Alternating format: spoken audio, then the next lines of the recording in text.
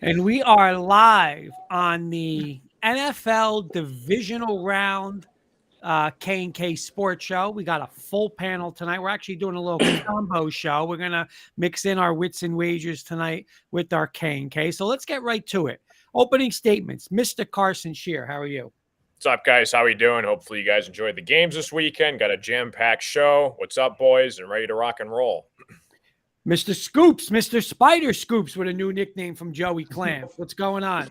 Yeah, shout out to Joey Clams for that. Good to see everyone. Looking forward to an exciting weekend. Finally, good to see a game where my guys are going to be playing this weekend. First NFC East playoff game since 2008. That's looking like it's going to be an exciting one. Congratulations to Carson for getting back his offensive coordinator. Very excited for y'all. Let's have some fun. Mr. Paul Rosen. Good evening, gentlemen. With that countdown, I felt like I was sort of getting my downward dog or something like that. I know. Namaste. That's a weekend job. We gotta fix that. Namaste, everybody. Good evening. I'm excited tonight to talk about my New York Football Giants and the rest of the NFL playoffs. So excited and ready to go. I'm going to go next, and I want to just start by saying a shout out to one of our good friends, Kenny, from our Rocky Mountain friends, Mr. David Slade. Had a little procedure done, so please, prayers go out to Dave. He was looking good as somebody like a teddy bear today in the hospital picture, and he'll be ready to go, probably fighting with me on Facebook tomorrow. So prayers out to Dave, and prayers also out to John Beelan and his New York Jets, because breaking news today, they interviewed, you ready for this? Nathaniel Hackett for I their heard that offensive coordinator job. Hey, How? Kurt, I have a question. Why? I have a question. Not that I was following it blow by blow, but don't you two guys work? Yeah. Hey, that's the great thing of having social media on your phone. But yeah, it was that was before the Hackett news. Now, yeah, he's into Hackett now. How, I don't know, but we'll get into that later. Mr. Joey Clams on a Wednesday night. What's going on? Hey, Spider, on your way over, bring me a cutty and water. How you doing? How are you? Listen, I had a good Saturday in the afternoon with the college basketball and the 49ers, but I got my lungs eaten out for me by the Chargers. It was a bad one. Couldn't sleep that night, twisting and turning. But thank God there's another day, and we came back and we had a little good day on Sunday, made some money back. How are you? Let's go. Comment real quick. There's our great friend Jody Moncrief. I was watching the show last night. What's up, boys? Get ready, Giant fans, to pony up $40 million a year for Daniel Jones. Whew, we'll get into that. We'll get into that. Let's do it. Let's hold off on that till after my intro. And Mr. Kirkpatrick, last but especially not least. Well, first and foremost, Kurt, like you said, our good friend Dave Slade's doing well. I spoke to him last night, actually, because you all know I work overnights in the hospital, and he texted. I saw he liked something at 4 a.m. and I was like, oh, that's the time it was 6 a.m. our time, but 4 a.m. his time. I was like, that's the time he's getting his vitals. And pretty much he said, yep, you know me very well. But more foremost, he's doing well in his surgery, but they are expecting I don't know if the storm's over yet. Big snow. Over a foot of snow that he was concerned about his wife having to get him. So hopefully they got him home safe and he's resting well.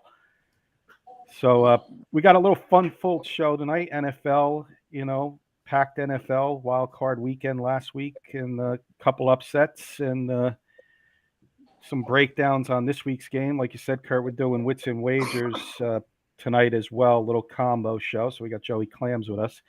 But something we haven't done in a while, Kurt, and shame on us for not doing it, me and you.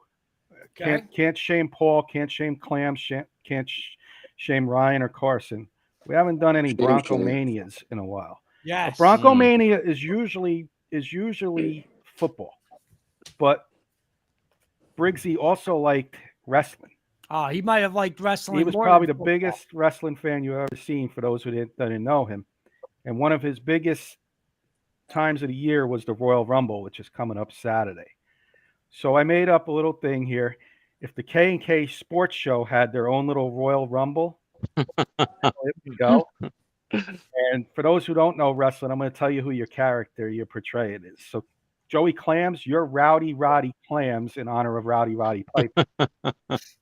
You had to give me an Irishman. You couldn't give me Bruno Sammartino or something. Or the Rocker. Okay, I'll be Rowdy Roddy Piper. Carson, if you don't know, there was a manager / wrestler called Brother Love. So we're calling you Brother Time. Nice. As Looking for him up right your now. YouTube channel Ticket Time.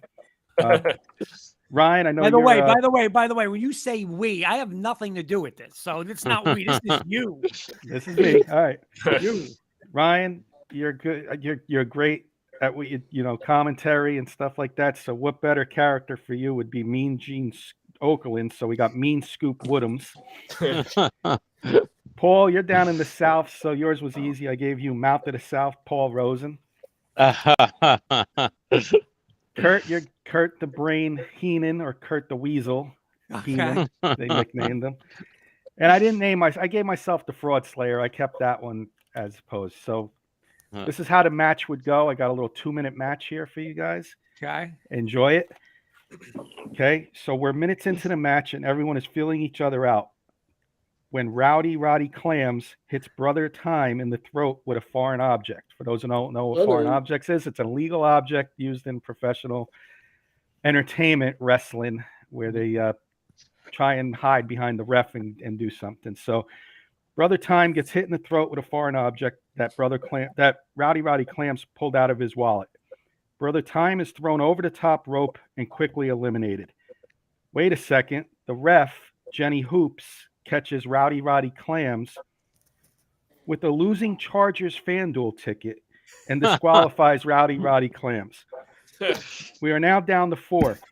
I think I still got. No, I might have. Kurt the Brain is now, of course, avoiding everyone, but Mouth of the South Rosen and Fraud Slayer, both Giant fans, look at each other and plan their attack on Mean Ryan Scoop. Fraud Slayer points to the ropes, tells Mouth of the South Rosen to climb the ropes and do the Fly Eagles Fly on Mean Ryan Scoop. Mouth hits the Fly Eagles Fly, which stuns Scoop, and they quickly eliminate him. Down to 3. Mouth of the South, Fraud Slayer, and Kurt the Brain. Mouth of the South Rosen looks very pleased as he believes he and the Fraud Slayer will double team the Brain. But Fraud Slayer, a loyal friend for 40 years to Brain, gives Mouth of the South Rosen the thumbs down. There you go. Kurt the Brain then tries to take advantage, but whiffs on a right hook and misses again with another, just like his quarterback, Russell Wilson. Fraud Slayer then reaches in his pocket while the ref is outside walking Bella and knocks Rosen down with not 1, not 2, but 3 dimes, knocking him out cold. This Definitely from Rosen. Danny. This eliminates Rosen. This leaves Fraud Slayer and Brain celebrating what looks like they will agree to share a tie. But wait, climbing from underneath the ring and wearing a mask and a Russell Wilson jersey. From underneath the ring, it's gotta be Beeler. Well, wearing a Russell Wilson jersey quickly eliminates Fraud Slayer, and he and Brain look very pleased. It looks like the two are going to share the win, but wait, when Brain's back is turned, the masked man pulled his mask off. It is John Beelan. He pulls his Russell Wilson jersey off and throws it over Brain's head, blinding him. Beelan easily throwing the Brain over the top. Beelan is the champ of the first Michael Briggs K&K Memorial Battle Royal. Very good. Beelan was not available. Beelan was not available for an interview as he had to go to Home Depot. Very cool. That was very good, Mr. Kirkpatrick. By the way, Excellent. Mr. Rosen, when you say about me and Beelan at work, I don't have time to write a wrestling match at work. So well, it's funny you said that. I was going to say, Kenny must have had a lot of time overnight on the overnight shift. Yeah. They call it the graveyard shift for a reason. By the way, we turned the belt. Hello, guys. Burnell Smith is saying hello. What's up, Purnell? Hi. Hey, Brunel. All right, Mr. Kirkpatrick, it's whatever you want to do. Let's get into some recaps in 2 minutes or less, guys, because we really want to break down the games that are coming up, and then They did the wrestling. our wits and wagers show. So we'll let Ryan go first with San Fran, Seattle. Give us a little breakdown of that game. Recap of that game, I should say. Cool. Okay, so this is I think a lot of us went into this game expecting that San Francisco was going to emerge victorious over Seattle. That being said, it was probably the only game I would say of the weekend that, with the exception of the Dallas game, that really didn't feel like it was going to come right down to the very end. This game was, I wouldn't say decided by halftime. It was actually pretty close going into halftime. Seattle had a small lead, but you could tell by, I think, the beginning of this, by going into the second half, that this game was going to end up being a San Francisco victory, as we all expected. They really came on hard in the fourth quarter, outscored Seattle 18-6. Just the ferocity with which they were able to play. It just was very clear, that the sort of the imbalance of talent, the imbalance of, coaching sort of ingenuity. Time ran out on Seattle by, not long into the second half. Time of possession was easily advantaged by San Francisco. San Francisco did not turn the ball over, whereas Seattle did twice.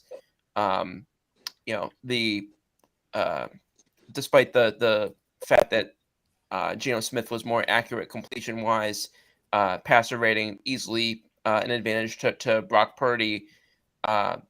It was across the board. Was just the numbers just went in favor of San Francisco. Again, as we all expected. Due respect to Seattle for hanging as long as they did with in a game where they were clearly not the favorite to win, and when they were on the road. But that Brock Purdy magic just kept going for this team. They were nearly 2-to-1 ratio in yards per attempt, in yards per completion. Just everything you could have asked for from San Francisco, they pretty much delivered. It took them a little while to get going and to really hit their next gear. But once they did, it was clear that Seattle was just not going to be able to come back from that. Due respect to Seattle and the fact that they did overperform this season, Geno Smith came out of nowhere to have a very respectable season for someone who hasn't been a starting quarterback in, I believe, 8 years. I think that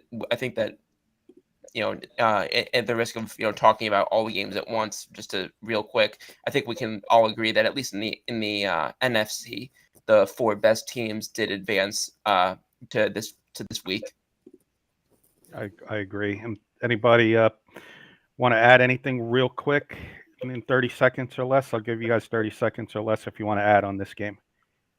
Yeah, there was when how you doing, guys? When the 49ers had all their weapons in with Kittles and the other tight end, and Debo Samuels and you and McCaffrey, when they were all in at the same time for 17 plays, that they averaged 15 yards a play. So, he doesn't have to throw the ball far. He's got a lot of playmakers, and but the way Seattle tried to beat him was go deep, and they exposed the 49ers a little bit with their big receivers. So, and that's about it. But the 49ers, they're rolling. Kurt, I'm going to give Carson this question, and only Carson, because I know he will answer this fair and most honest out of all of us, probably. It comes from Jody Moncrief, and he asks, is Geno better than Russ? Geno better than Russ? No way in hell. Nope. Russell Wilson's still Russell Wilson. He had a bad year, but I think Kurt's new coaching change in the offseason. I think you're going to see the Super Bowl Russell Wilson next year. Geno had a good season, but Russell Wilson's still better. That's crazy. And that's why I asked Carson, because he would answer the most honest there. Kurt, good friend of ours, your old coach, Richard Katwikas, asking, saying, gentlemen, hope all is well. What's Same going your on, way, Coach?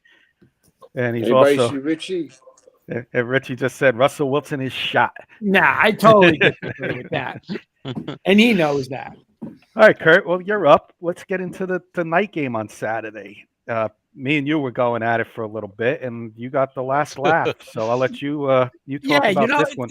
But I did have a nice little laugh with Carson, which we'll get into later when we do wits and wagers. So you know, watching this game, I was excited to watch it, you know, because as you know, I have always been, and I've been adamant on the show about Trevor Lawrence when I say he's just not going to be a franchise quarterback. You know, what they always say with the drafts, again, it was Elway, Manning, Luck, right? Andrew Luck, and then Trevor Lawrence, where it's a can't miss prospect. He's going to be a Hall of Famer, yada, yada. And Kenny was down, and it just showed last year. You have poor coaching and he was a mess. You give him Doug Peterson. Listen, they're saying already he's an MVP candidate for next year. And, you know, this game, it didn't start off well for him, right? Second or third play of the game, a tip ball, interception. He throws 4 interceptions. Chargers come out, boom, boom, boom. It's 27-0, I believe, right? 27-0. This game's over. But here we go again. Everyone has to be the smartest person in the room. Second half with a 27, I don't know the exact number, but in the second half of that game, down 27 or 24 points, the Jaguars ran the ball more than the Chargers. I mean, that's just like, I don't even know you want to say idiotic or you can't believe it, but you're down 24 points and you have more rushing attempts than the Chargers. Like, what are they doing? You know? And I understand then Brandon Staley, and I know Kenny, and I got something for Kenny later, but fire Brandon Staley, fire this, fire that. You know, I'm going to get something where Kenny's eyes are going to roll and be like, wow, I don't know why I'm saying fire Brandon Staley, but, you know, whether it's not as the head coach or not, why are you passing the ball up those points? And it's just, you know, you gave Jacksonville life. Here they come, you know, another drive. And you just saw it. You watched the game. All the momentum was there. Here comes Jacksonville. And I'm telling you, I don't know if Jacksonville can go into Kansas City. I really don't. I just think it's going to be it's hard to play there. But I'm telling you, next year they get Calvin Ridley.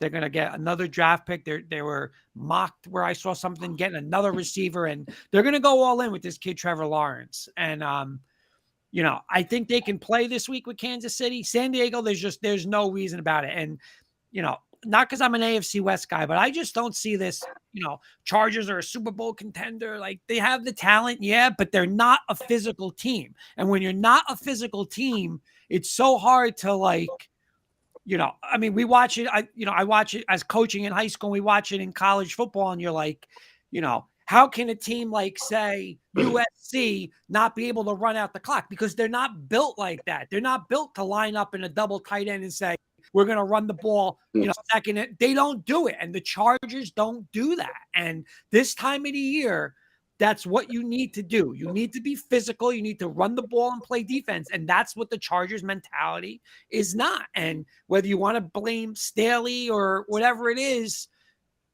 I'm sorry. You know, he's not going to get fired. The scapegoat was the offensive coordinator, but you should never lose that game. But Jacksonville, I'm excited to watch that game. I'm going to root for Jacksonville on Saturday. I'll tell you that. Kurt, I was talking to Joey off the air. I'm going to give him a few seconds on this. I know we'll get into it again later, Joe, when we do wits and wagers, but you had a couple points real quick you wanted to make on this game. I'll let you go real quick. Yeah, Kurt hit it right on the head with the Chargers threw the ball 33 or 30 or whatever it was and only ran the ball 8 times. Your clock is your friend. You made it your enemy. You acted like you were behind. Yeah. And you know what? Like, and you know, you could say, Kurt, it's maybe you don't want to blame the coach. My saying is, you're coaching it or you're letting it happen. Run the ball. Here's the big play of the game. Under 3 minutes to go in the second quarter, towards the end of the half, 3rd and inches. You got a 6'6" quarterback. Sneak. Run behind the center, get the first down. Game's over. You're running a power sweep with a guy who never touched the ball yet, just got in the game, and you lose 13 yards. Right there, I knew it. When they came down and scored, I knew it. I felt it. I said, it's coming. Here's where it comes.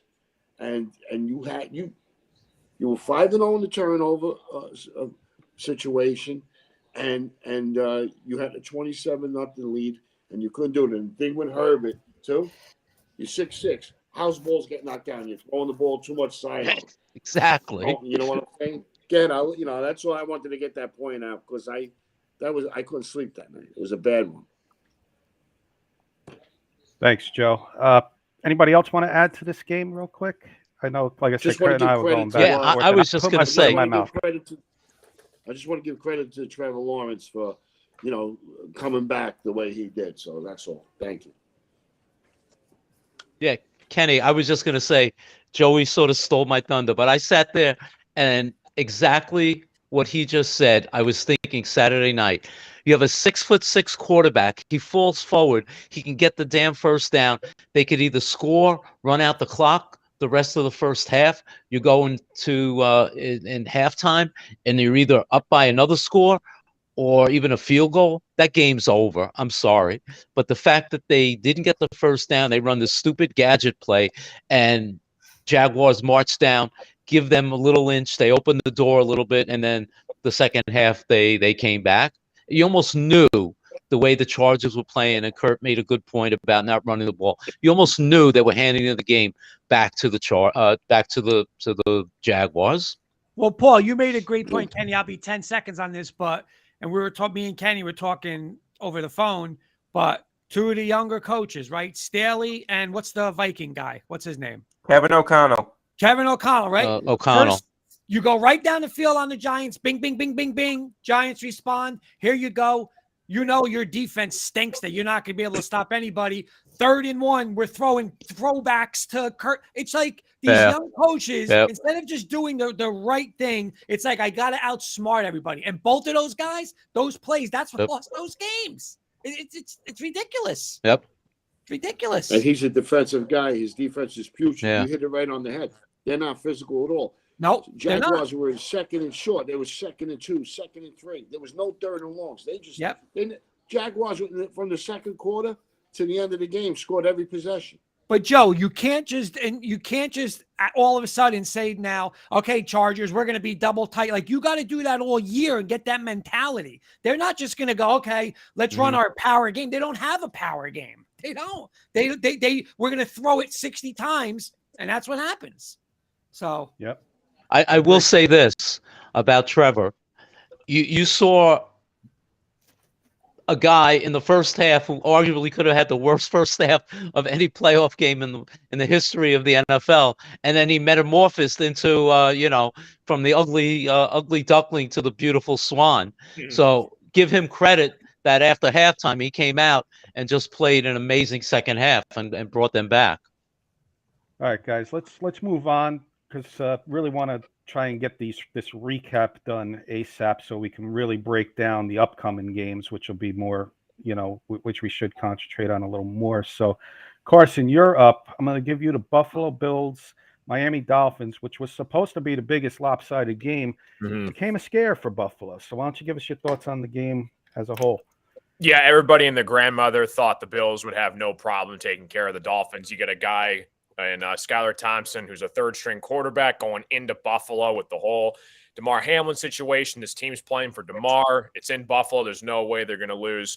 They kept it close. Buffalo got out hot to a 17-0 start. Jason Sanders, the Dolphins kicker, he made 3 straight field goals to make it a 1-score game, 17-9.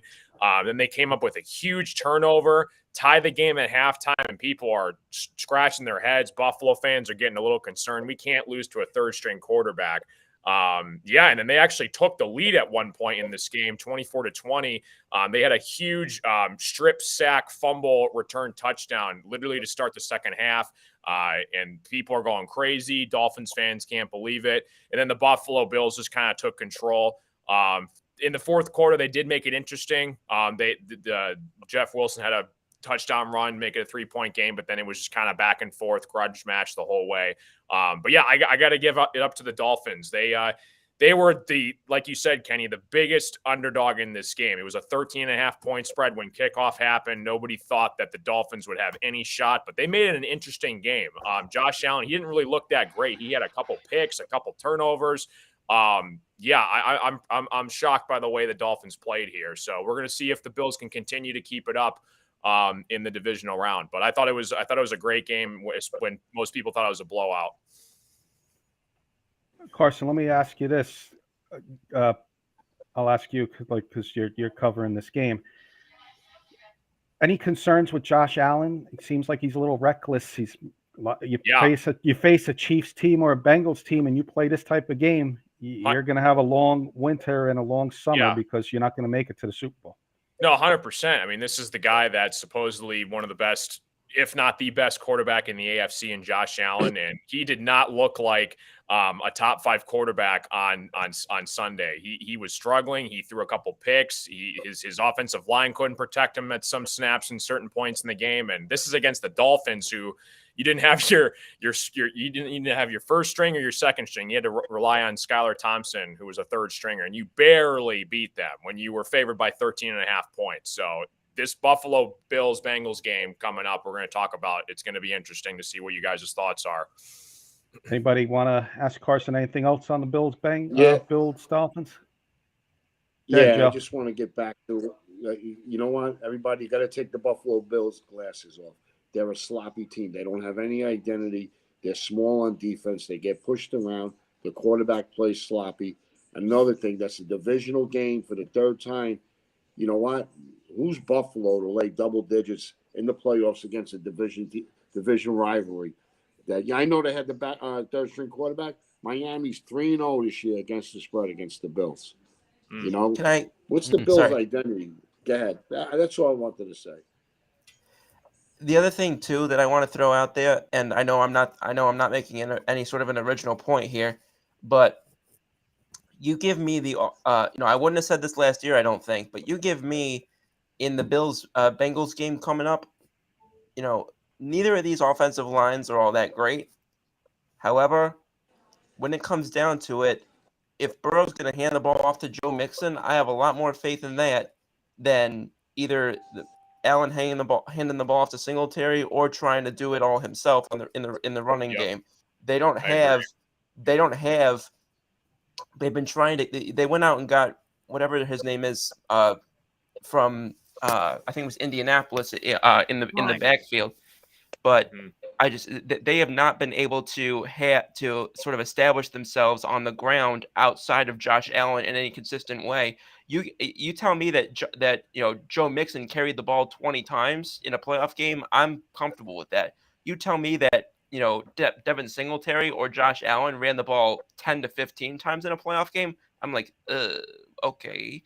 That's I think something that it may not rear its ugly head against Cincinnati, but one of these days I think that you're going to see the Buffalo's lack of a ground attack that doesn't involve Josh Allen get exposed. All right, guys, we really got to start moving these games a little bit. We got an hour left in the show. We still haven't gotten into next week's game, so let's get to the Giants Vikings. Paul, you're up. Okay, I'll do it short and sweet. 3 weeks ago, Giants went into Minnesota, Christmas Eve, close game. They got beat by a 61-yard field goal at the end of the game. Gave them confidence. They went in there on Sunday, and they played as perfect a game as you can possibly do. The Viking defense, obviously, there are a lot of problems. They've been 31st ranked against the pass, and Daniel Jones came out and just completely dominated. I think he became the first quarterback in NFL history to have over 300 yards, 2 touchdowns, and 75 yards rushing. They just played as complete a game as possible. Even when the Vikings came back from 10 points down and tied it up, you never got the feeling that they were not going to be able to move the ball again, and that's what they did. They came down. Saquon scored to put them up 31-24, and they had a chance to ice the game. Unfortunately, they couldn't close it out. Vikings had one more shot, and Kirk Cousins, who actually played a good game for the most part, couldn't complete a pass on 4th down, and the Giants wound up winning the game. All right, guys. Anybody, anything? Let's try and move on, and we can get into this week's games, which will be more fun to talk about. I'll go quick on the Baltimore-Cincinnati game. I mean, we all expected Cincinnati to win. They came out with the win. Did they play their A game? They got a little break there with that questionable call with the Huntley over the top fumble. We saw the 99-yard run back by Hubbard. Question is, who's going to play who's going to bring their A game on Sunday, Buffalo or Cincinnati? That's going to be key to the victor. And Baltimore's got problems. Lamar Jackson and John Harbaugh don't seem to be seeing eye to eye. And I've been saying it all along. I don't think you're going to see both of them there next year. So to me, it looks like Lamar's on the way out. So that's a team that's in trouble, in my opinion. And Cincinnati came out with the win. Joe, you want to take Dallas, Tampa? Yeah, Tampa Bay was bad all year, and I was on Cowboys. I was on them pretty good. Take the name off the back of his jersey. He didn't play good this year. He's mediocre. Right now his play is mediocre, and the coaching for Tampa Bay, the head coach, he's terrible. He's not a good head coach. He's a good defensive coordinator. He's not a good head coach. They're old. They couldn't run the ball. Tampa Bay couldn't run the ball at all. They had first and goal from the 2-yard line. They threw the ball 4 times. You made it so easy for Dallas. They played back, and they knew you were going to throw the ball. You can't win the game throwing the ball 50 times every week and not establish a running game. How could you not establish a running game?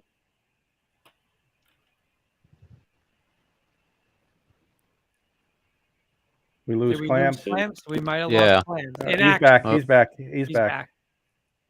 What Okay, happened? Joe, you're back. Yeah, you're back. You didn't hear me at all?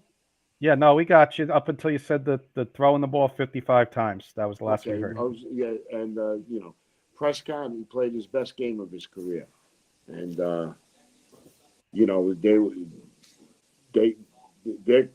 McCarthy, he's another guy. You've seen that the field was soggy, and they were having a hard time to hold. Even if I could see it, the holder was having a hard time holding the ball. After the second time, don't let this guy kick the ball no more. It's in his head now, and he makes bad decisions too. But the Cowboys, the Tampa Bay made it look easy for them, and the Cowboys defense, they take a lot of chances. They fly around. Pollard is a good weapon for them, and I can't wait for this game on Sunday night. Kurt, why don't we do this? Why don't you take over the order for the upcoming games this week? Okay. Why don't you split it up? But why don't we do it? Because I'm looking at the time. Why don't one person take it in 2 minutes or less, and then everybody else can have about 30 seconds to add. But give everybody will get at least one game to. And then me and you can add comments. Well, Kenny, here's what we'll do. We'll have you, Ryan, and Paul really do the Giant Philly game. And then me, Clams, and Carson will handle the other 3. That works. Okay? All right. Sounds good. So, Carson, you pick Jacksonville, KC, Cincinnati, Buffalo, Dallas, San Fran. Carson, which one you want?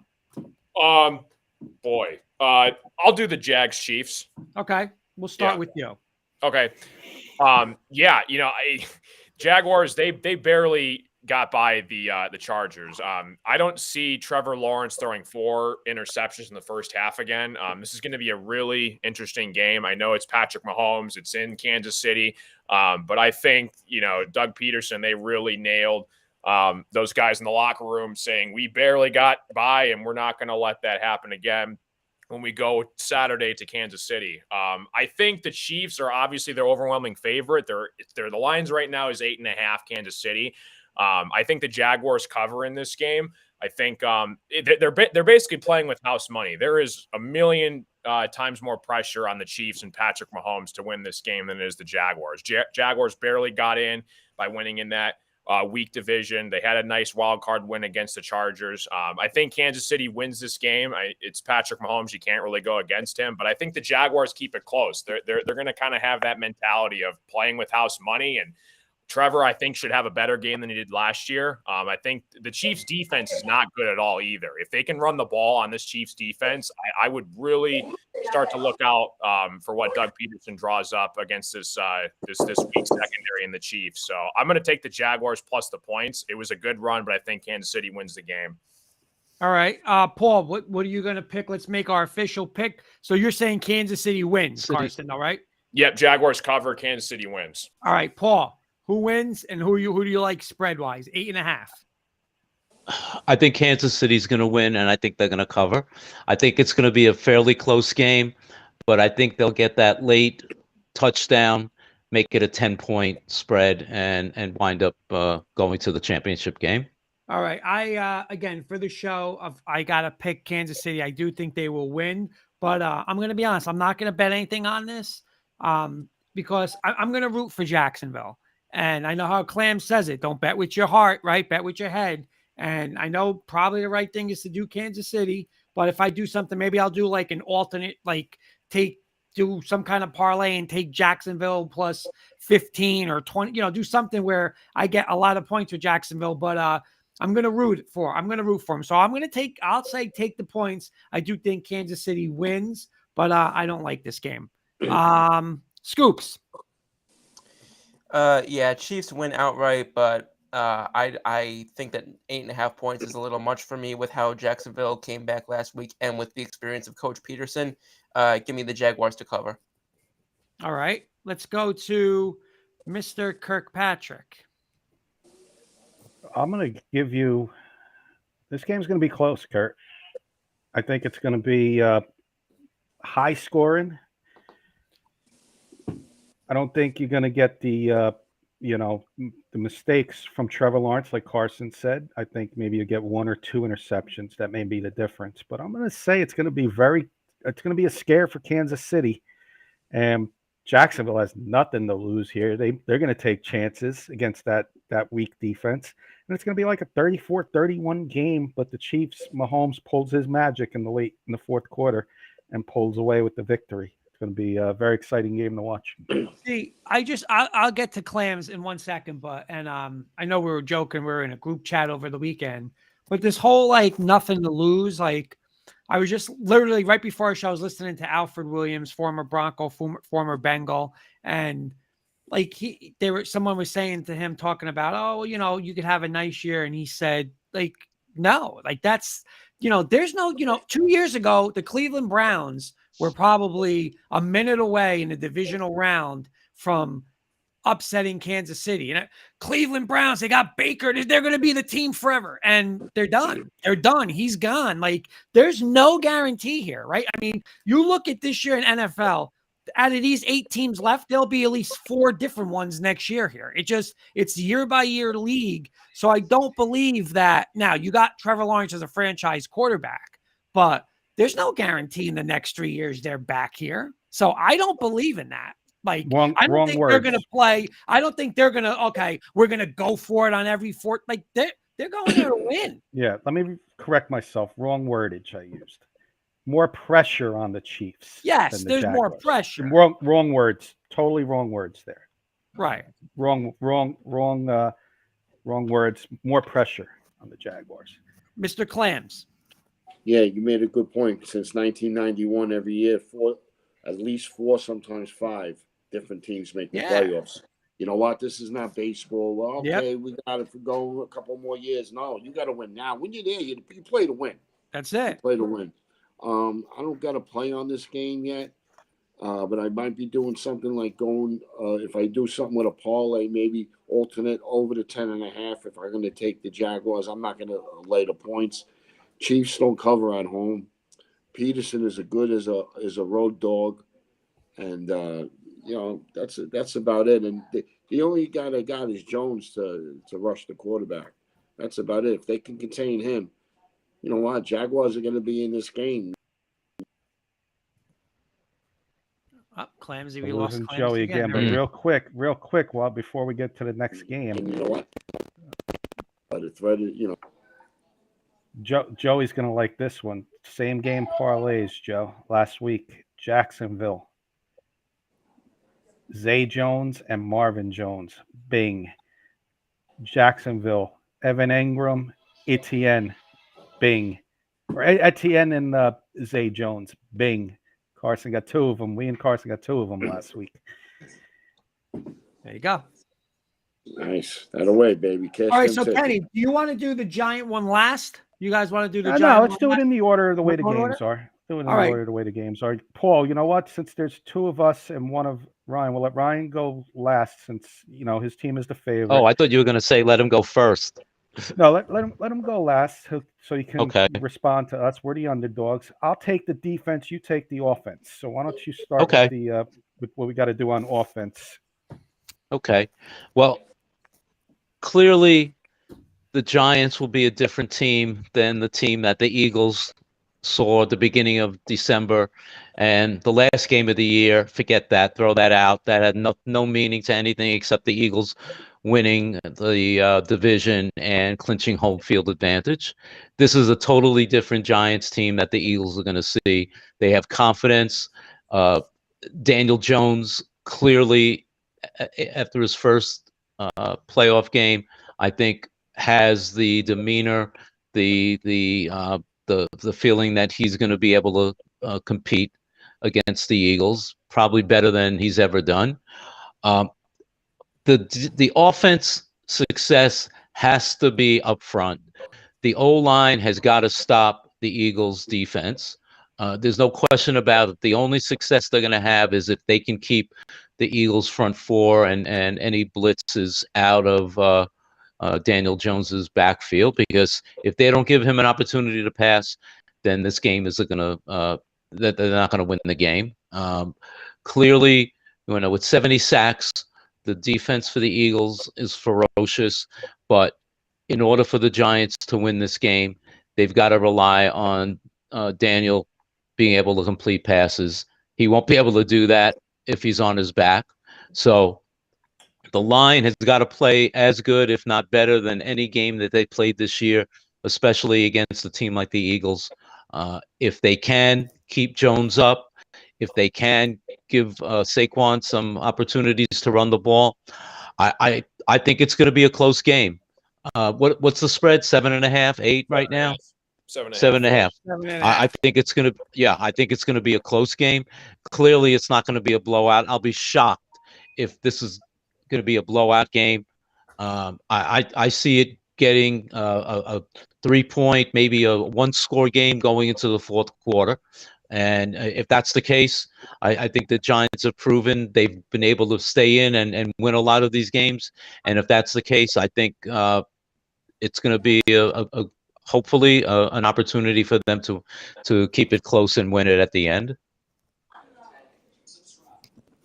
On defense, Kurt, guys, I think our keys are basically last week we saw Wink go out of his realm. He wasn't dialing up any blitzes. And, you think about it, why was he doing that? But you didn't hear Justin Jefferson's name mentioned last week too much. So he keyed on Justin Jefferson. So I think a key in this game is the front four needs to get pressure. And we don't have to blitz as much. So if Thibodeau, Lawrence, Leonard Williams, Ujari, if he plays, if they can get pressure on Hurts and make him uncomfortable, we may maybe have a good shot here. And the linebackers, they need to step up. We got Carson's guy off the practice squad, Davis. He made a couple mistakes last week. Can't have that going into Philadelphia. We can't have that. And the secondary, what else can I say about the secondary? We got McKinney back a couple weeks ago. It was great getting Adoree Jackson back. The rookies are starting to play good. Cordell Flott had a big play last week. I'm expecting all those and more this week because I do think the front four is playing with a lot of passion and they're getting to the quarterback. What we need to stop is the run game. So if Philly wants to get into their run game, that could be scary. So we need to stop the run game.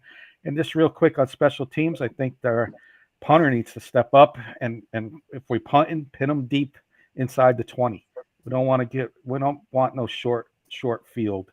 And Graham Gano, he's as close to money as Justin Tucker. So I'm happy with Graham Gano on special teams. So those are my keys. I think we're going to have a defensive showing.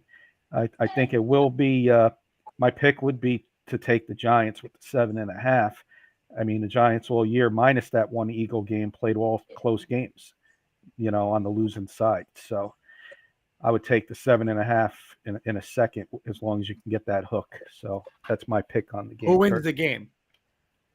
Who wins the game? I'm gonna, I'll just say the Giants, because I'm a Giants fan. I wouldn't be totally surprised if they do. Of course I'm going to be rooting for the Giants. So that's all I'm going to say. Eddie Murphy, good evening, gentlemen. Kenny Galladay had a $72 million block. It was beautiful. All right, let's go. Let's go to Scoops on the other side and get some. What's your thoughts, picks, first the spread, who wins, and you're the Philly guy. Right. So, first of all, I'm not just trying to be kidding. I do want to congratulate the Giants on having a fantastic season. I'm excited about this game this weekend. First playoff game, NFC East in 15 years. I look at the Eagles Giants game, and trust me, like was said before, this is not the Giants team that we were seeing earlier in the season, where they were, I think they lost whatever it was, 3 or 4 games or something like that. This is a team we saw. I did not think that they were going to win against Ryan. I think we're having a little problem hearing you. You're like going in and out. Is everyone, or is that just me? I just No, Kurt. Yeah. Why don't you see if you can fix that, Ryan? Would hold your thoughts, but see if you can fix that. We'll get back to you on those thoughts, though. So don't. You're fine. Yeah. So our Ryan good friend Keith Brugman, Kurt, he's excited to see DJ Dimes in his second playoff game. Check out Keith Jody over in the Rocky Mountain Sports Network, Kurt, Denver Bronco Roundup. Each and every week, we were there yesterday, hanging out with those guys for a little bit. But yeah, Keith, I'm excited to see it too. Is this any better? Okay, give it a test. It's a little choppy, like you're going in and out. Kenny, I'm going to go real quick. I'm going to add like 30 let's get the picks. Let's get the picks in. Right. You do what you got to do, Kurt, and we'll get our picks. What? I'm going to be honest. This is, and I know Joey Clams isn't going to like this, but I'm not laying any points this week. I'm doing all money lines because I don't like the Philly with the 7.5. I don't. And I'm going to tell you what scares me about Philly, because, no disrespect to the Giant fan, I just don't think the Giants are better than the Eagles in any facet of this game. Their Eagles are better across the board everywhere. And the thing that scares me, though, and, the other night watching Dallas, I forgot who said it on TV, but they were saying Kellen Moore isn't getting a sniff at any head coaching jobs anymore. You look at last year in the playoff game, and he's got Dak throwing 45 times against San Francisco, right? Why? I got to put up 40 points. I got to be a head coach. Now you turn around this year, and he went right back to basics. Run the ball, put Dak on the edge, little pass here, and then you're like, why are the Cowboy guys wide open? Because they're running the ball, and they have to play the guys up, and now it's, boom, beautiful call. I'm worried about the Eagles with this offensive coordinator. And I'll tell you why. They were 8-0 or 9-0, and here comes Monday night, national television. They're the best running game in football, they were, for the first 9 games. Here comes week 10 against the Commanders. Watching the game, Jalen Hurts in the shotgun, 5 wide, throwing all over the place. What are they doing? Is this guy going to coach? These are playoff games now. You're not going to win this 40-30. You might have to win 13-10. So is he willing to do that? Is it, the Eagles beat the Giants 13-10, but they didn't put up points. So now, I don't know about him as a head coach. That scares me a lot, because if the Eagles just line up and run the ball right down the Giants' throats, they're going to win this game by 3 touchdowns. They can't stop it. Their defense is not good, and the Eagles' run game, now all of a sudden, the Giants got to bring the people up, and here's Brown over the top, Devontae Smith over, and it's just going to be the floodgates are going to open. But are they going to do that? I don't trust this. I don't trust offensive coordinators in these games, because, I want to win, but also I got people watching me, and I got to put up 30 points. Is it bad for Steichen if the Eagles win 14-10? Is it bad for him? I don't like that. I don't. And that's what scares me. But anyway, the Eagles should not lose this game. This game should not be close. You saw what happened in the Meadowlands when they just lined up, ran it right down their throat. You're in Philly now. I mean, this is Giants had a nice run, but it's coming to an end. Testing. Unless Testing. his Philly offensive coordinator is worried about himself. Testing. So that's my thought. So I will take Philly to Ryan, win. you're I good. am going to bet You're good. Philly You're to good. win. I'm going to bet Philly to win, but I'm not laying any points. I will money line Philly. Kurt, let's get to a couple I didn't comments, and then we'll make see my if Ryan pick. can- Go ahead, Paul. Then I'm going to get to a couple comments. We'll get the picks from every. I don't think nobody did their pick yet. Just me. Oh, so okay. yeah. Why don't you Sorry. do your? No. Just there's some confusion going on because of the mic issues. Let's Kurt get to a couple comments, and then we'll get picks and Ryan's. All right, comments couple on the comments. I'll just read them off. Eagles win, return the belt. Eddie Murphy, definitely a winnable game for the Giants. Eagles almost lost to our third stringers in the final game.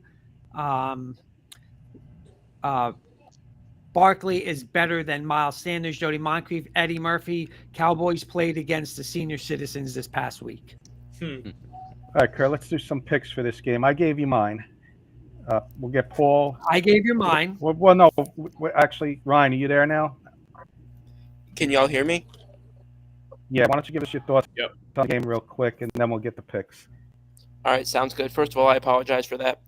No, again, I respect the season the Giants have had. I've been saying I think Brian Daboll is, coach of the year, or at least up there for that. The Giants have a couple of, I look at, some of their defensive backs, Moreau, Holmes, etc., McKinney. I just think that the Eagles have too much receiving depth that'll be able to exploit that when the ground game isn't, open up. And I do think that they'll be able to exploit, Smith, Davis, the linebacking of the Giants. I think that there's a talent mismatch, and I do believe Philadelphia wins this game on the strength of their offensive depth. I don't think that necessarily the last two games where one, Hurts was coming off of injury, and the team kind of was not really playing at full strength.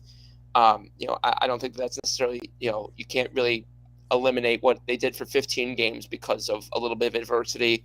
The Eagles lost their quarterback the last time they made a playoff run before they even made the playoffs, and we know what happened. So I think on pure talent, I do believe Philadelphia wins this game, and I don't think that it's a 2 or 3 point game. I think that they'll be able to win this game by a full possession or close to that. But I hope it's a great game, and I expect that it will be. But I am going to pick Philadelphia to win this game, and I will. I will say I would lay the points for Philadelphia here with the 7.5. All right, Mr. Rosen, you ought to make your official pick. I'm going with the G-Men. I'll take the 7.5 gladly, and I think it's going to be a close game. And with the 7.5, I definitely would take that. So that's my pick. All right, Carson, did you make your official pick? No. Okay, you're up. Yeah, no, I got to go with Ryan. Like you said too, Kurt, just the Eagles outmatch every single aspect on the Giants, the run game, the offensive line, the defensive line, the secondary. They're in Philadelphia. I think, like Ryan said, I respect what Brian Daboll has done with the Giants. It was a good run. You guys, I picked the Giants to beat the Vikings last week, and you guys got that done. But this isn't going against the Vikings defense. This is going against one of the best defensive units in the NFL. And I think Jalen Hurts' first full game back with that crowd Saturday night, 8:15 on Fox. I just can't pick the Giants, unfortunately. I'm going to have to pick the Eagles. I have them going to the NFC Championship game. I think Hurts is going to come out swinging and lay it on them. And like Ryan said too, their receivers with Brown and Smith against the Giants secondary with the offensive line the Eagles have too. If they're able to run the ball, I think this game might be over at halftime. I'm going Eagles in a blowout. See, I think that's a great call. The Giants are a team that has to kind of like, it has to be a one-score game and stay there. If this game gets to like 14-0 or 14-3, like you said, I just think the floodgates open, and now it's, here comes Danny Jones throwing it 40 times, and he's not built to do that. So I agree with you. Clams. Yeah, Daniel Jones he's in a rhythm right now, so he's playing with some confidence, and he's got some rhythm, and they're starting to click a little. But the Giants, the receivers are a little sloppy, which concerns me. The thing is with the quarterback for the Eagles, he hasn't played really in 7 weeks. Is he going to be rusty? If you're going to bet this game, maybe you wait and you see how he does. But I think Sanders, he had 140 yards the last time against the Giants. He's going to be the key for the Giants to stop him, because Hurts hasn't been playing. He might be rusty. Kurt, You might question have from to Joe. A prediction from Keith and a prediction from Eddie. Keith's prediction is Eagles 24-17. Eddie says he has the Eagles winning a close one, but he won't be surprised if the Giants win. The question from Jody, and let's go to everybody. Let's do this in 20 seconds or less. Start with Clams. He's got the mic right now. Who's the better quarterback, Clams? Who's the better quarterback, Jones or Hurts? Who's the better quarterback, Daniel Jones or Jalen Hurts? I think Hurts is, but maybe right now Jones might be, because he's in a rhythm right now. He's hot. This guy hasn't played in 7 weeks, and you're coming into a playoff, a playoff game right now.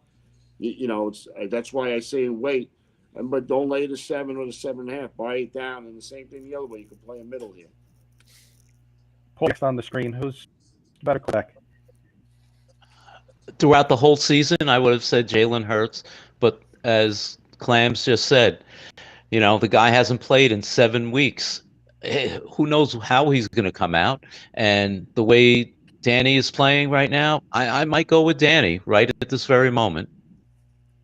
Ryan, for the record, I'll ask you. Yeah, we maybe should have had some non-Eagles and Giants fans a little more contribute in this conversation, but no, I Hurts, in my opinion, is the MVP. I think stats back up that he's the MVP. I don't see any argument, and again, I'm a bigger Daniel Jones fan than a lot of non-Giants fans, but I don't see any argument in which Daniel Jones is the better quarterback right now, unless you're looking at the last 6 quarters in which they've played, which I wouldn't make any statistical argument based on 6 quarters of football. Kurt, I'm going to go next. I'll leave you and Carson last as the non-Giant Eagle fans. I'm going to go Daniel Jones. Daniel Jones, 1 playoff game. Look what he did. Jalen Hurts, 1 playoff game. Look what he did. Who has the better quarterback right now? My opinion, the Giants, Daniel Jones. Carson. I'm shaking my head too, Ryan. Don't worry. You guys are crazy. It's Jalen Hurts by a mile. I respect Daniel Jones, but this is like a high schooler versus a middle schooler. I mean, come on. It's Hurts by a mile. I'm sorry. Okay, Kurt, I know you're going to add to it. I mean, my God. listen, was that me talking in Carson's face? I mean, seriously, like, Really? I mean, that's comical. I mean, you can't even, like you're saying, like, I'm not the biggest Jalen Hurts fan, but the guy's in the MVP candidate. I mean, he might be. He actually showed you, like Ryan said, that without him, the team wasn't the same. And you got Daniel Jones. I mean, they're dummying down an offense for him because he can't handle A, B, and C. And wait. I'm sorry to cut you off. Wait a minute. Jalen Hurts, easy. Listen. I'm not saying he's better than Jalen Hurts, but they're not dummying down. What they're doing is they're coaching to his strengths. And any other coach that he had the first 3 years didn't utilize his strengths. And we see right now with Brian Dable and Mike Kafka, what they're utilizing Daniel Jones. This should have been 3-4 years ago. And that's the way they should have been running their offense. Can't you make the same argument about the that's fact that Hurts had no help last year on the offense? Can't you make the same argument about why Hurts took such a jump this year, because he had nothing around him last year? Exactly. Breaking news. For the first time in the history of the K&K Sports Show, audience members are coming after Carson. Eddie Murphy. Carson doesn't know what it's like to have a quarterback. LOL. Our good friend Mark Calderio. Really? Wow, Carson. Easy, Michigan State fan. They're coming after you for the first time in the history, guys. In the Parsons show. Matthew announced Stafford That's leads right, the though. Lions. What Not even does he do in close. his first year? He wins a Super Bowl. I've had a quarterback. Right. Yeah, now I will say, Paul and Kenny, I think the resources that Daniel Jones has compared to what Hurts has, I understand where you guys are coming from because Daniel Jones Put Devonta Smith and AJ Howard on the Giants. Let's see how he plays. Right, and he does have a better offensive line, but I think Hurts and the way he's able to control the defense and his pocket presence, I think is outperforming Daniel Jones. Real quick, Kurt, this one's for you. Jones outplays Hurts Sunday or Saturday, rather. Does that change your mind?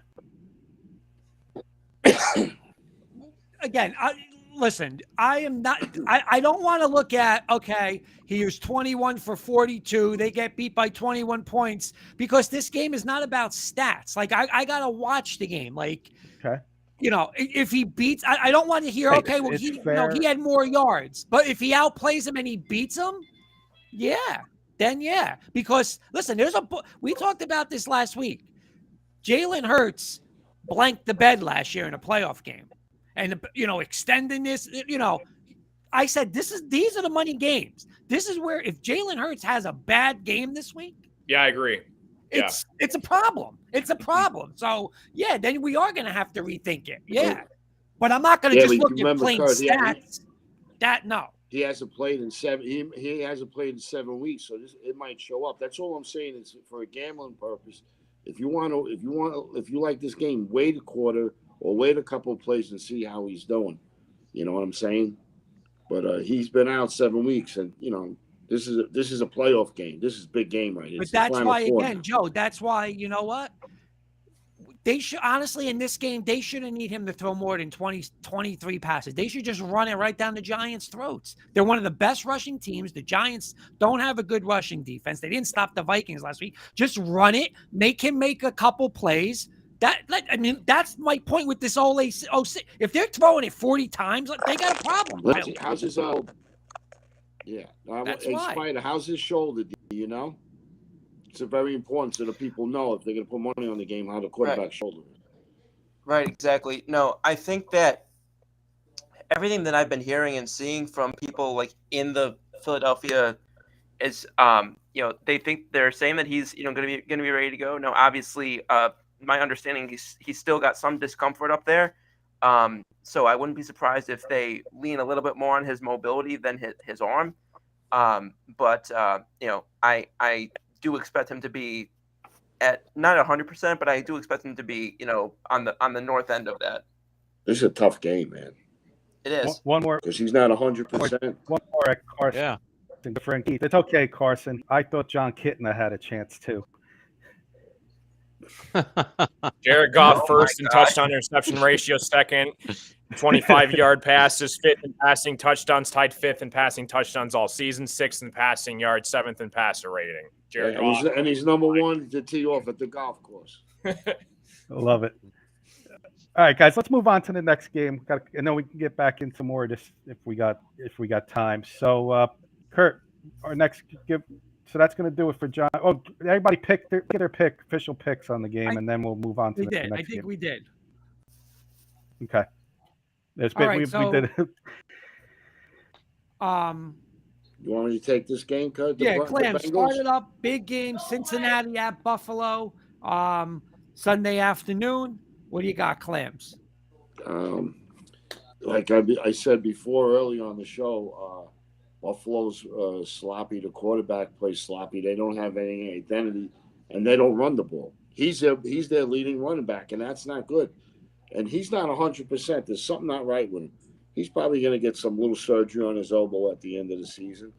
You know what? You in the playoffs, you got to run the ball. You got to mix it up. And their defense, to me, is a little light.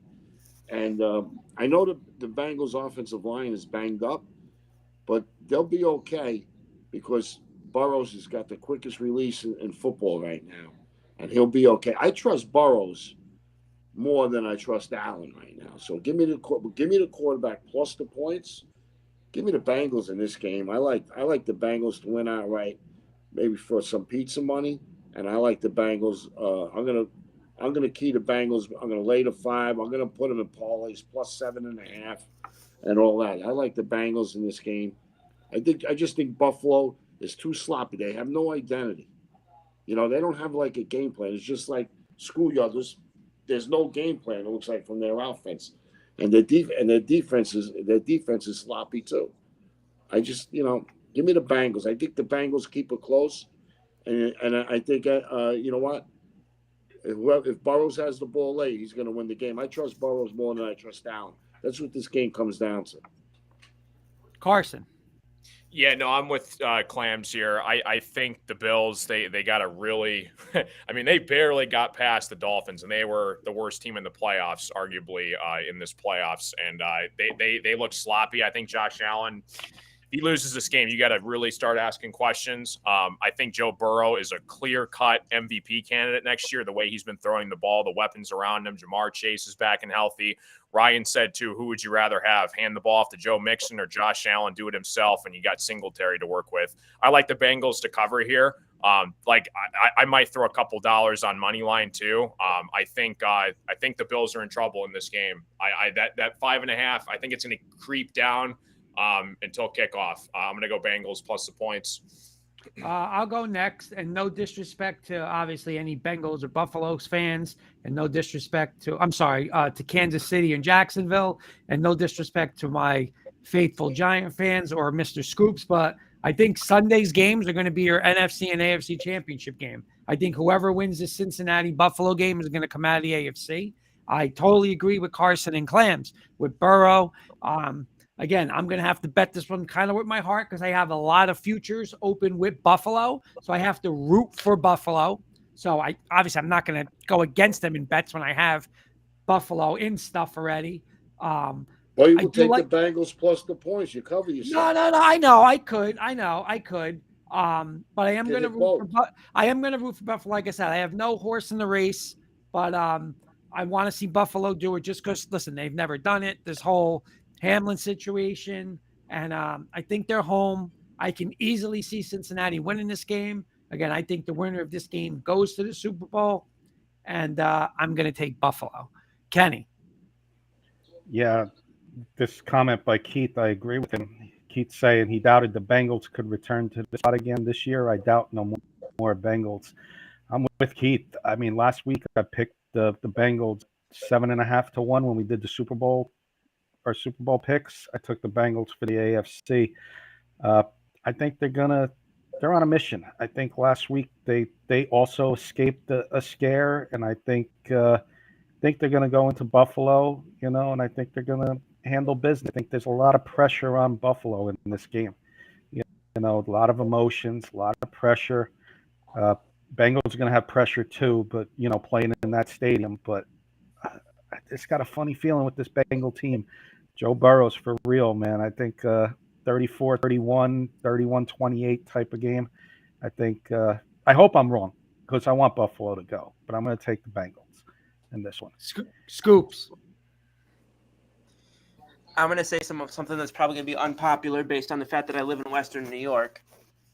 But I think just as much as I thought Josh Allen would be the reason that they would get to the Super Bowl, I am very concerned about him being the reason that they get eliminated. Attaboy, Spider.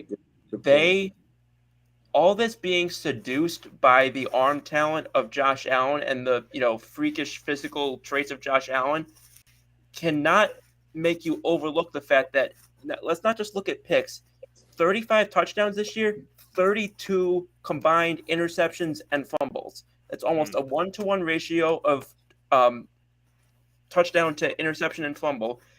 7 of 17 games, he didn't complete 60% of his throws. In this day and age, under 60% of your passes completed doesn't keep you as a starting quarterback in the NFL.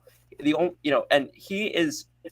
I'm not saying he's not, a good quarterback. I'm not extremely freakishly talented, but I watched him last week in that game, and I'm thinking to myself, if someone like whoever it is, a Lamar Jackson, a Mayfield, a whoever, one of these more quote unquote controversial quarterbacks were doing some of these things or making some of these decisions or, making some of these throws or not making some of these throws, we'd be hearing about it on the media for 5 days straight. I just, the ability of Josh Allen to single-handedly keep his team, there, he has just as much ability to screw it up for his team. And I'm very concerned if I'm, especially with the fact that they have no running game to bail him out, especially, given what we've seen with that, I'm very concerned about the fact that he can go into this season or go into this game, this postseason, and you're going up against a team that's very deep on offense, that's got a solid, defensive personnel at every level. I'd be very concerned if I were Buffalo about entrusting the game, come hell or high water, solely to Josh Allen and not having, the defense that they used to have, or not having a running game to bail him out. And I take a lot of heat for my opinions on him because I'm not someone who believes it's Mahomes, Allen, and then the rest. I think that that's horribly overrating him. No, I respect Josh Allen. I respect his talent, and I think that he, at his best, is one of the best. But I mean, you guys are barbecue fans. How many times have you gone and you get, these ribs? It's like, oh, you're getting all over the place. Oh, this is so good. But then it's like, oh, okay, now I have a mess to clean up, and I don't have enough to, go. I don't have enough to stop this to get myself out of this mess. Too much of a good thing can, very easily go the opposite direction for you. And I'd be extremely concerned if I were Buffalo about going into this game relying on him too heavily. Yeah, I mean, that's very he's really making himself the most unpopular guy over there in Western New York. What's your address, Cuzzy? Mr. Rosen. Yeah, it's amazing. A year ago at this time, Josh Allen was the greatest thing since sliced bread. Oh my God, the play that he did in the Kansas City game, they shouldn't have lost that game. He was unbelievable. How many touchdowns? 5 touchdowns, 6 touchdowns, running for his life, whatever. A year later, did Brian Dable and Joe Shane bring Josh Allen down to the Giants, and they sort of switched Daniel Jones, and Daniel Jones is up in Buffalo now because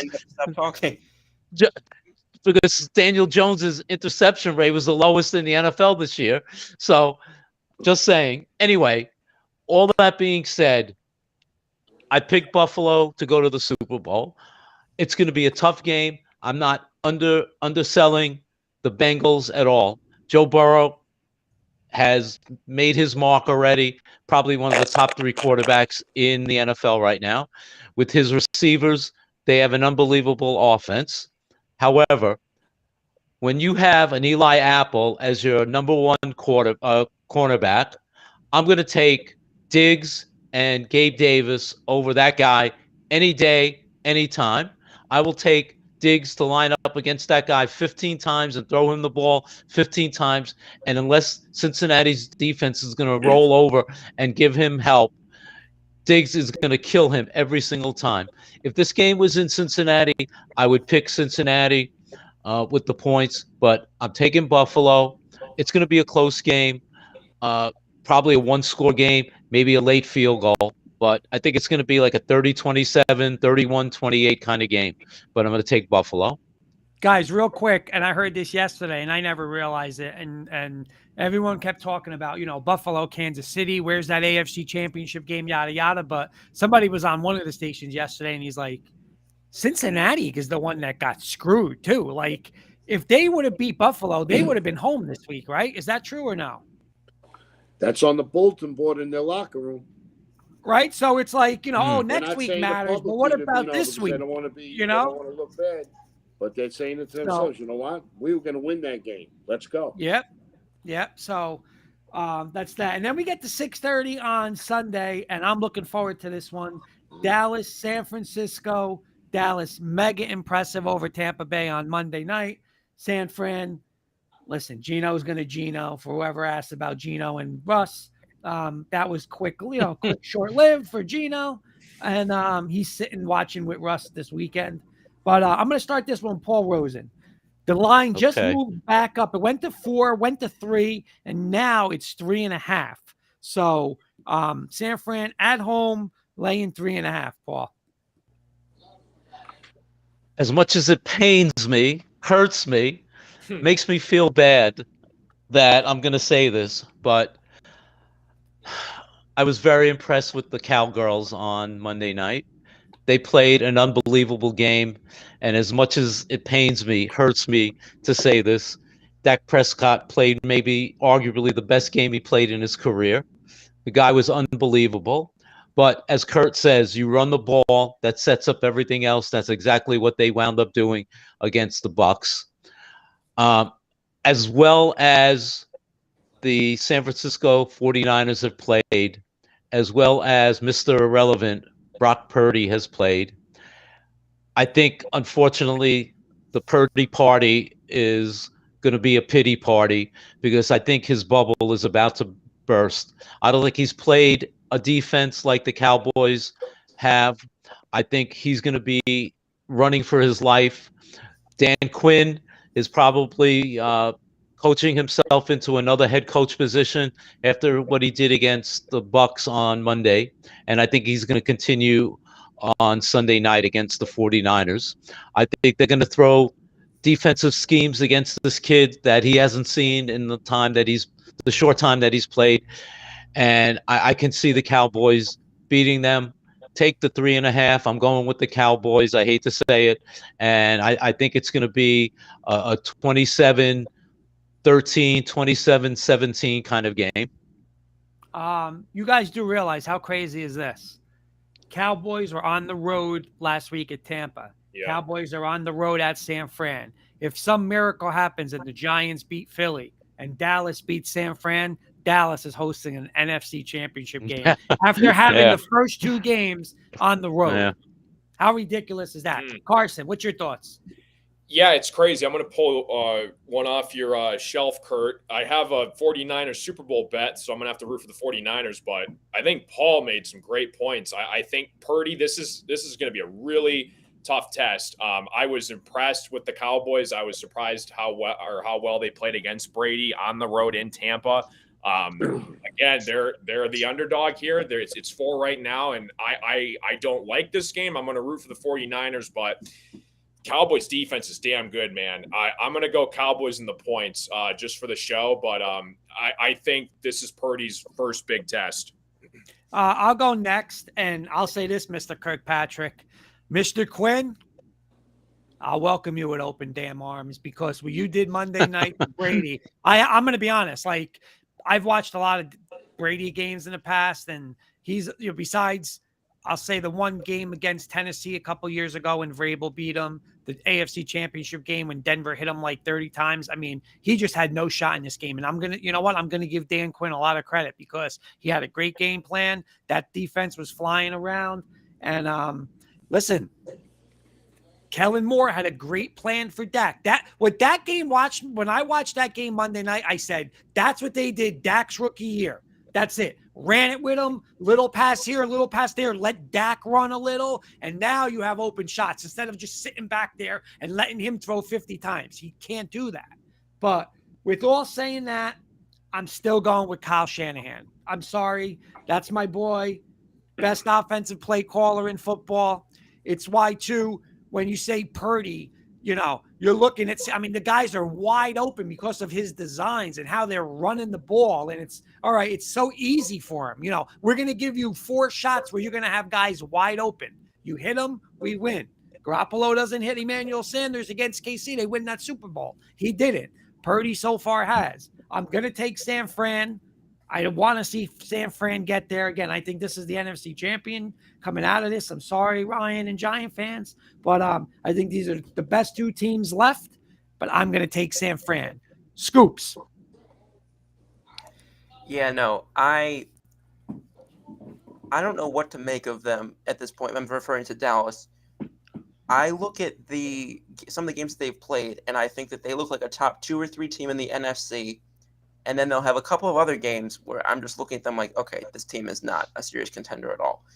I think that Coach McCarthy and Moore and Quinn, all of them I think have had solid year from a coaching standpoint. I think that Dak Prescott, like you just said, if they rely more heavily on the running game, specifically Tony Pollard, I think a lot of us agree that he is their premier running back, not Ezekiel Elliott.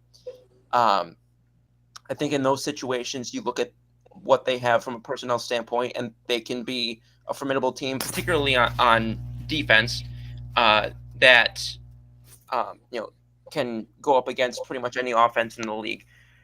I don't agree, however, that this is going to be the sort of end-all for Brock Purdy. I think, because keep in mind, this offense has not really been Brock Purdy-centric. He's had a great run in it, but it's not relying on him to do anything sort of superhuman, because they got guys all over the field on both sides of the ball. They got an incredible schematic artist in Kyle Shanahan. And I just think that when you have that much on both sides of the ball and in your coaching staff, I just don't see what Dallas has that can measure up to that level of depth. And I think, as we've seen in recent years, depth is often what makes or breaks you in these final games. I'm going to take San Francisco for the win here at home over Dallas. Clams. Yeah, the Cowboys are a really talented team, and that's what scares me a little bit, because that's a team that could get hot for 3 games, but you know what? You just start from the beginning. Let's look at the coaches. It's a mismatch, and remember, Shanahan was on Quinn's staff when he was with Atlanta, so he knows what defense he's running, and you know what? It's momentum now in the playoffs. Who's been playing hot the last 2 months, the last 6-7 weeks? It's the 49ers. They've been on the roll. And with this quarterback right there, he's been on the roll too. He's been consistent. Everybody's waiting for the shoe to drop. Maybe it's not going to drop. You know why? Maybe it might not drop because he's got so much talent around him that, he doesn't have to be the superstar. Yeah. He's doing the little things. He's got everything. He's got a running game. He's got a short passing game. He's got a long passing game. He's got a lot. Look at the yak. Yards after the catch with this team. They got a tight end running down like a locomotion, blocking for these guys. They got 2 tight ends. They got Jennings. They got weapons all over the place. I think they go in there and they beat the Cowboys. I think they beat them. I think they beat them good. Remember, the Cowboys played Tampa Bay. Stop mentioning this guy's name. He showed his age. He's 45. You take the name off his jersey, you'll be saying today, "Oh, that quarterback stunk that night." You know what they were doing all game? They were throwing the ball. They had no game plan. 66 times, Clams. 66 times. That's insane. To 12 runs. To 12 runs. This is the NFL. You went against. Come on, Bowles is a terrible coach. He was a terrible coach. They were a terrible team this year. They weren't good at all. I did. To me, I had this line almost at 6 points. They came out with a 5.5 on this line. I say, you know what? Maybe 4.5 because they're going to get Cowboy money. When I see the 3.5, I'm saying, what's wrong with this game? I laid the 3 already. I'm on this game. I think 49ers ain't looking back. I'm on the 49ers here. I think they roll. I think they roll here. I think they score probably in the maybe 27 to 30 points and win by 2 touchdowns. All right. And Mr. Kirkpatrick, your final thoughts on this final one? Yeah, I'm going to agree with Keith's comment again here. And I know you are too, Kurt. And you guys might agree also. Yep. He thinks the 49ers may have the most talented roster. Don't forget about their defense. They don't need Purdy to be an MVP with that talent. That's a great point, Keith. And I agree with that. Clams stole a little my thunder. Kurt, you said about Dan Quinn. Well, I think he might be your Bronco head coach, but, I hope it works out for you guys because it sure as heck didn't work with Todd Bowles, who stopped Pat Mahomes in the Super Bowl. So, you got to, hats off to Dan Quinn. He did a hell of a job stopping Tom Brady, but like Clam said, a 46-year-old man throwing the ball 66 times. You try and throw the ball 26 times, Kurt, your arm's going to be hanging. My arm's going to be hanging. They asked this guy to throw the ball 66 times in this game. There was no game plan, like you said. Not taking away from Dallas, but again, as Joey Clam said, I do not believe in Mike McCarthy. They will put the ball in Dak Prescott's hands against that San Francisco defense, in my opinion, and Dak's going to make the mistake that I am waiting for, and that's going to be the difference. Instead of them using Pollard and Zeke in the two-man run game, opening up play action, they're going to put the ball in Dak's hands, and he's going to go back to the old Dak, making that one big mistake in this game. And I'm going with the 49ers. And if the Cowboys were in a closer game, this spread would be easily 7 points. I am all over San Francisco in this game. Buy it down, like Clams likes to buy the point down. Buy it down to 2.5 and take out a loan, because that's what's gonna. Dak's gonna blow this game. You watch. I'm not saying I'm a Giants fan. I'm saying it because I'm a realistic NFL fan. San Francisco is going to the Super Bowl, fellas. Okay. Mr. Kirkpatrick, those are the games. A couple more comments from Keith. Always watch those teams that won their last 2 to 3 regular season games as they enter the playoffs. Momentum. And then his last comment, remember when Byron Leftwich was thought to be a head coaching candidate, and now he got fired from the Bucks. Yeah. You know, Wait, Leftwich. did he get fired? Today, I Oh believe. my God. And then They did fire him today. I didn't know that. Yeah. another I heard name, that Kurt, too. Another name, Eric Bieniemy. You know, every year you hear Bieniemy's name, and you're not hearing his name much this year. Do you know what I heard the other day? I don't know if anybody heard this. I heard that Kansas City is going to allow. I don't know if I heard they were going to allow, but they're saying Washington wants to get Bieniemy to be their offensive coordinator. And since like there's no, I guess what's the rule of like that Bieniemy's not the official play caller all the time, that they can make that lateral move and he could become an offensive coordinator at Washington. I heard it yesterday. I don't know how true it is, but Kurt, I thought you're not allowed as coordinators can't switch like that. I'm going to answer as a Giant fan. Joe's question says, Kenny, no way you trust Jones more than Dak, do you? I do trust Jones. He's my quarterback. I got to trust my quarterback. I know Paul will agree with me, but let me ask the four of you guys real quick. Kurt, who do you trust more, Dak or Daniel Jones? I'm going to be honest. I don't like either quarterback, but I will say I trust the Giants coaching staff more than I coach. I think it's more Kafka and Dable than McCarthy and Kellen Moore, because just like you said, if they let this guy Dak go ahead beat the 49ers, I don't think I think the Giants are going to do what they do. And when I do say, Paul, pony, whatever it is, dummy down the offense and do what you got to do, where I've seen the Cowboys just say, go ahead, Dak, throw it 60 times. And so I trust the Giants more. That's a good way of putting it. Even when Kurt is complimenting the Giants, he can't help throwing digs in there. No, but it's true. That's how I truly Kurt, feel. let me Underhanded compliment, backhanded compliment. Let's get a rapid fire answer from Ryan, Clams, and Carson, and then we'll do our final thoughts, I guess, because it's that time already. Ryan, yeah, we can do best bets, Joe. Who do you trust more, Ryan, Daniel Jones or Dak? I gotta say similarly, just within the offense and within the people that are making those calls and coaching him, I would give that to Daniel Jones over Dak Prescott, even though I like Dak Prescott. Joey Clams. It's easy. Look at the turnovers. It's a landslide. You got it. I trust right now. Give me Daniel Jones over Prescott.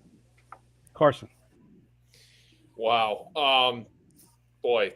Yeah, I'm gonna go with Kurt. I think I think that the coaching staff plays a big factor in this. So I would say Jones. Paul. Joey Clams. Keith Brugman sending out a little compliment today. He says he's got to say, Paulie is looking like the claw from Inspector Gadget in that chair. There you go.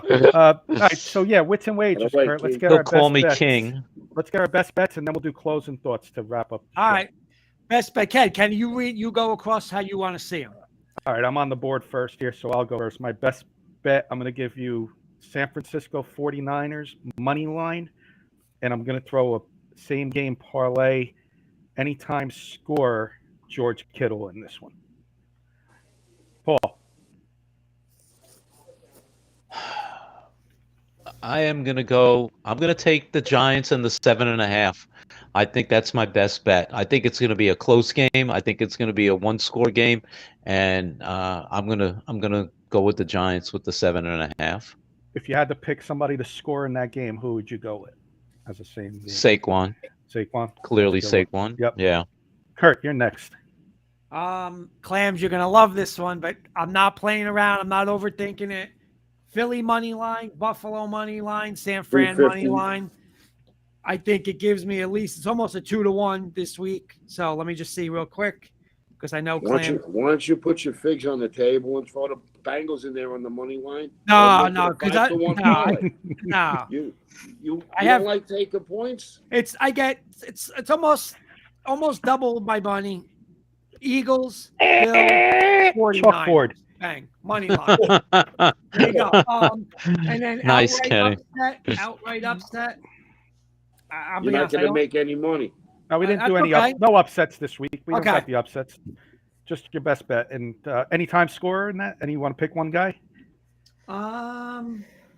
That'll juice the bet up a little bit. I'll take Barkley. I like it. Ryan. My best bet, I just can't see a game quarterbacked by Lawrence and Mahomes and coached by Andy Reid and Doug Peterson being a 9-point game. So give me the Jaguars covering the 8.5 there. And then for my individual player, does it have to be from the same game? No. Okay, for my individual player, I'll tell you what. Give me, just because I can see them doing some sort of, fourth down stuff with him, give me Jalen Hurts doing it himself. I like it. Our good friend Keith's going with the Giants and A.J. Brown for his touchdown in the game. I kind of like that one. I mean, A.J. Brown, top receiver for the Eagles, and you take the 7.5 with the Giants. I like that bet. Kenny, can I just quickly say this? Yeah. Not that I would pick him, but if that little guy Boston is not going to score a touchdown against the Giants. Boston Scott. This guy, I think, has 17 touchdowns in his career. I think 15 of them against the Giants. It's like Gleyber Torres against the Orioles, for those of you who follow the Yankees. Yep. Dr. Claw, Joey Clams, you're up. Yeah, you know what? Like this Buffalo line, I had this game as a 2.5-point favorite, given that because Buffalo is at home. So with the 5 points, I'm taking the Bengals, and I'm taking them on the money line. That's my dog. And best bet, 49ers. I don't think Cowboys are going to be able to run the ball on this defense. And Prescott's going to have to throw it. And the 49ers are number one in interceptions this year. And Dak, whatever his name is, he's number one in turning it over with pickoffs. Give me the 49ers and give me Jennings for anytime touchdown. 49ers roll, Bengals roll. Great point, Joe. Great point. I didn't think about that run defense for the 49ers. Carson, you're last but not least. Yeah, I would go with Bengals plus the points on the road, and then I'm going to go with Mixon anytime touchdown.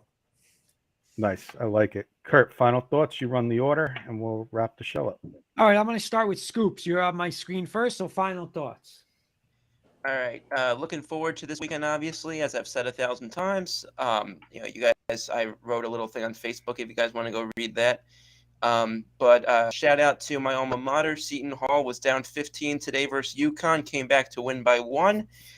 So I'm excited about that. And on top of that, congratulations to two guys for former Yankee pitchers, Adam Warren and David Phelps, both retired today. Adam Warren was 18th in appearances in Major League Baseball for one team from 2013 to 2018. So he'll never be in the Hall of Fame, but he's a well-known pitcher to Yankees fans. So thank you for the years that he put in. Looking forward to Eagles-Giants this weekend. Fly, Eagles, fly, baby. Mr. Clems, final thoughts.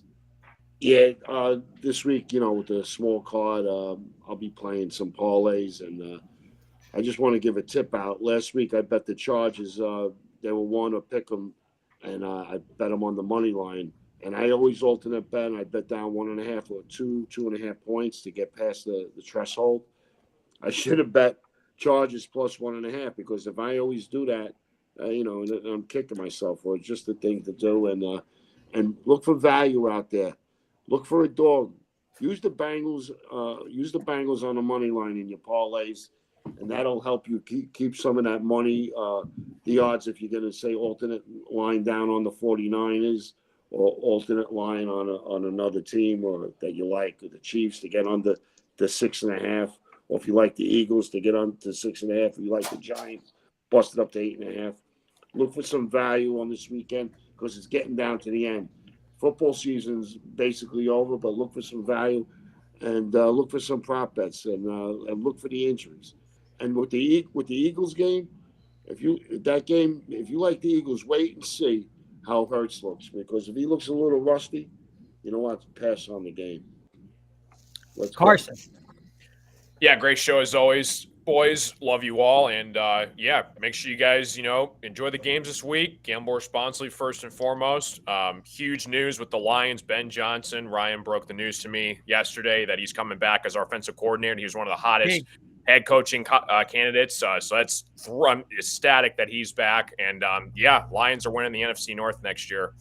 Book it, baby. That's it, Carson. And where can we find you when you're not hanging out with us on KK? Yeah, I do casino streams 4 nights a week on YouTube and Facebook. Just search up Ticket Time. You can find me over there 4 nights a week at 8:30 Eastern. Awesome. Mr. Kirkpatrick, I'll go next. Again, let's give a big shout out to our good friend David Slade. Had a little procedure, a little surgery. Looks like he's doing good. So, again, Dave, thoughts and prayers, obviously, from all of us. Have a little brandy, sweat it right out. There you go. I think next, I just have that. Again, I think there are all going to be some good games this weekend. The atmospheres will be crazy. I mean, you got 4 great home field advantages with KC, Philly, Buffalo, and San Fran. And I don't know, man. Mr. Kirkpatrick and Mr. Rosen. I don't know if you guys are going to make next Wednesday's show. I have a feeling you guys might be canceled. So hopefully I'm wrong for you guys, but a lot can change in 7 days, boys. I hope that this is a great and well fought game from both sides. And I also hope I don't have to leave upstate New York after what I said earlier on the show. But otherwise, do that. And I'm looking forward to, like Keith said, our head coaching search. And I hope it's one of 2 now. Mr. Rosen, final thoughts. Great show tonight, guys. It was a pleasure.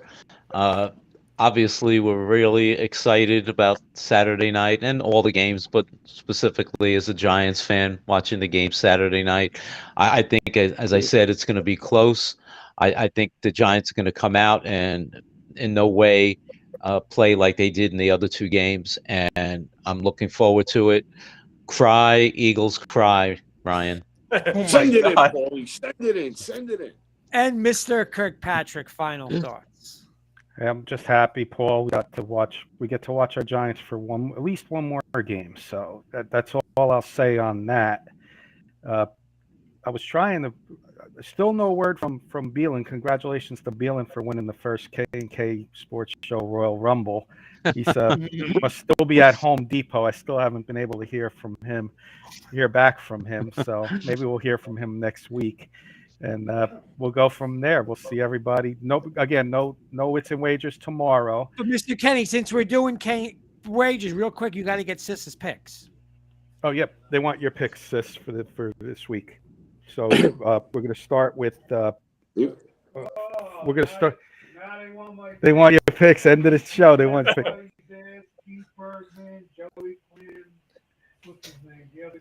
Sis, we love you.